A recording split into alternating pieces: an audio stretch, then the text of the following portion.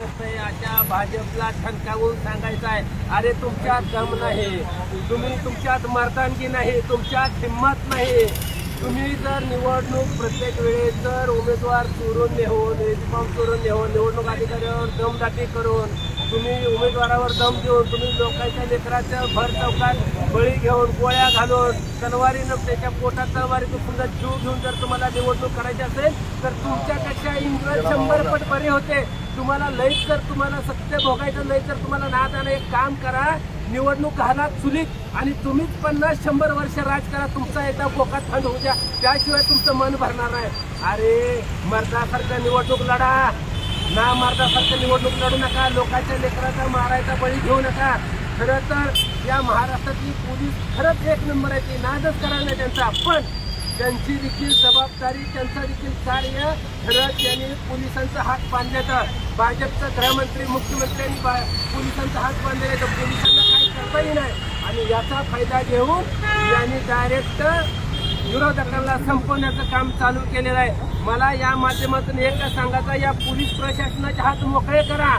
एकदा सगळ्या महाराष्ट्रातल्या गुन्हेगारांचं सुपडं साफ केल्याशिवाय राहणार आहे. पण या भाजपवाल्यांना ती करायची नाही. भाजपवाल्यांना गुंडागर्दी वाढवायची आहे. भाजपवाल्यांना ही निवडणूक मार्गदर्शन करायची नाही, ही निवडणूक घोळ करायची आहे. ह्या निवडणुकीमध्ये त्यांना शेण खाण्याचं काम करायचं आहे. म्हणून त्या पद्धतीनं अशा पद्धतीने हे वागते.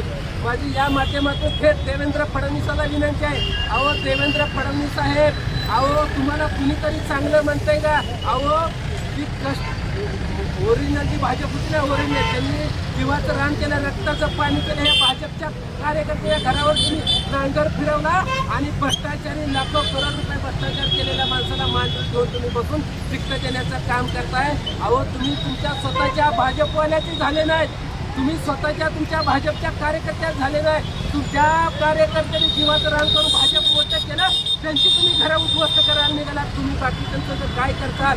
म्हणून मला आपल्या माध्यमात सांगायचं आहे, ही सरकार जी आहे देवेंद्र फडणवीस, ही सरकार अजित पवार आणि एकनाथ शिंदेचं सरकार म्हणजे ही सरकार अत्यंत कपट आणि एकदम नाचक्यावरतीचं सरकार आहे. त्याच्यापेक्षा काही खान भाषेत त्यांना बोलावं लागेल, एवढी चीड निर्माण झालेली आहे. एखाद्या तरण्या बांधपोराचा बळी घेतला जातोय, अन्याय अत्याचार केला जातोय.